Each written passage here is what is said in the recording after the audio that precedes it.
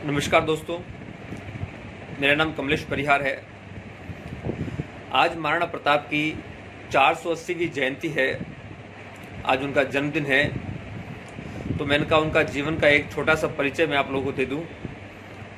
महाराणा प्रताप का जन्म 9 मई 1540 को कुंभलगढ़ के अंदर एक कटारगढ़ करके लघु दुर्ग है, वहाँ पर बादल महल के अंदर जूनी कचहरी में हुआ था। ये महाराणा उदय सिंह के पुत्र थे और महाराणा सांगा के पोते थे। महाराणा प्रताप 32 वर्ष की आयु में शासन संभालते हैं और करीब 25 वर्ष तक ये शासन करते हैं और 1597 में शिकार के दौरान अत्यधिक चोट लगने एवं घायल हो जाने की वजह से इनकी मृत्यु हो जाती है। दोस्तों, महाराणा प्रताप का जो बचपन है वो भीलों के साथ गुजरा, जहाँ पर उन्हें बड़े प्रेम से कुका या कीका कह के भील पुकारते थे। चूँकि इनका भीलों से बचपन से ही संपर्क था और वहीं रहते थे, वहीं पले बड़े, तो इसलिए इनका विशेष लगाव था भीलों के साथ में। महाराणा प्रताप और अकबर के बीच में जो हल्दी घाटी का युद्ध हुआ वो आप सभी को पता होगा। 18 जून 1576 को हल्दी घाटी का युद्ध हुआ था। महाराणा प्रताप और अकबर के बीच में जो युद्ध हुए वो किसी अत्याचार को लेकर के नहीं थे, वह स्वाभिमान को लेकर के थे। महाराणा प्रताप का कहना था कि यह मेरी ज़मीन है, मेरी मातृभूमि है और इस पर सिर्फ मेरा अधिकार है, किसी बाहर वाले का अधिकार नहीं है। और यही कारण था महाराणा प्रताप और अकबर के बीच में युद्ध का। सो हल्दी घाटी के युद्ध में अकबर का लक्ष्य था कि महाराणा प्रताप को जीवित बंदी बनाना, ताकि वो उसे अपने सामने झुका सके, मगर उनका उद्देश्य सफल नहीं हुआ। वो महाराणा प्रताप को नहीं पकड़ पाए और इसीलिए कहा जाता है ये जो हल्दी घाटी का युद्ध है इस पर हमेशा विवाद रहता है कि इसमें महाराणा प्रताप विजयी हुए या अकबर विजय हुए, जबकि वास्तविकता यह है इस युद्ध में दोनों के ही उद्देश्य पूर्ण नहीं हो पाए थे। इस युद्ध में अकबर स्वयं नहीं आया था। अकबर की तरफ से जो है मानसिंह थे, जयपुर के राजा मानसिंह, उन्होंने युद्ध किया था। हल्दी घाटी के युद्ध के बाद में हल्दी घाटी के युद्ध का एक छोटा सा किस्सा है, बहुत ही इंटरेस्टिंग किस्सा है जो आपको बताना चाहूँगा, जो बताता है कि स्वामी भक्ति क्या होती है। महाराणा प्रताप के पास में चेतक घोड़े के साथ साथ में एक हाथी भी था जिसका नाम था राम प्रसाद। हालांकि महाराणा प्रताप चेतक घोड़े के आगे भी एक सूंड लगा के रखते थे, जिससे उनका घोड़ा भी हाथी की तरह लगता था। और जब वो युद्ध करते थे चेतक घोड़े से, तो सामने वाला हाथी में से कंफ्यूज रहता था कि ये कैसा हाथी है जो इस गति से जो है मेरी तरफ आगे बढ़ रहा है।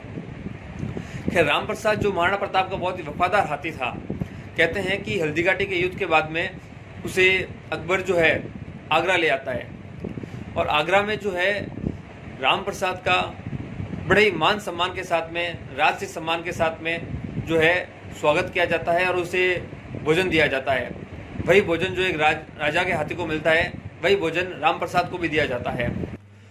मगर राम प्रसाद भोजन को छूता तक नहीं है, ग्रहण नहीं करता है और कहते हैं करीब 18 दिन के बाद में राम प्रसाद जो है भूख से अपने प्राण त्याग देता है। इस पर अकबर कहता है कि जिसके हाथी तक को मैं झुका नहीं पाया, उस महाराणा प्रताप को मैं क्या झुका पाऊंगा। तो देखिए, महाराणा प्रताप का घोड़ा तो स्वामी भक्त था ही, जो सभी को पता है, चेतक, मगर उनका हाथी भी उतना ही वफादार था, जिसने अकबर की अधीनता में भोजन तक ग्रहण नहीं किया और भूख से जो है अपने प्राण त्याग दिए। दोस्तों, महाराणा प्रताप का जो पूरा जीवन है वो मातृभूमि के लिए, मातृभूमि से प्रेम के लिए युद्ध करने में व्यतीत होता है। महाराणा प्रताप जंगलों में रहना स्वीकार करते हैं, घास की रोटी खाना स्वीकार करते हैं, अपने राजपुत्रों को घास की रोटी खिलाना स्वीकार करते हैं, खुले आसमान में जंगलों के अंदर घास पे रहना स्वीकार करते हैं। मगर महाराणा प्रताप अकबर की अधीनता कभी स्वीकार नहीं करते हैं, अकबर के सामने कभी अपना शीश नहीं झुकाते हैं। अफगानिस्तान से लेकर के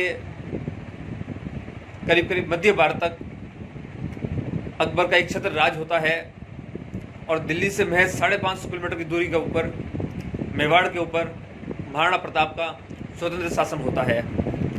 और अगर अकबर के दिल का कोई दर्द कहा जाए तो पूरे जीवन में अकबर का एक ही दर्द था कि वो महाराणा प्रताप को अपने सामने कभी झुका नहीं पाया। यही अकबर का जो है पूरे जीवन काल का सबसे बड़ा दर्द कहा जाएगा या सबसे बड़ी विफलता कही जाएगी कि वो महाराणा प्रताप को कभी झुका नहीं पाया। दोस्तों, महाराणा प्रताप के जीवन से हमें यही प्रेरणा मिलती है कि हम भी हमारा जो जीवन है वो मातृभूमि से प्रेम के लिए, राष्ट्र प्रेम से, भारत माता से प्रेम से, भारत माता के लिए कुछ कर गुजरने की इच्छा से व्यतीत करें।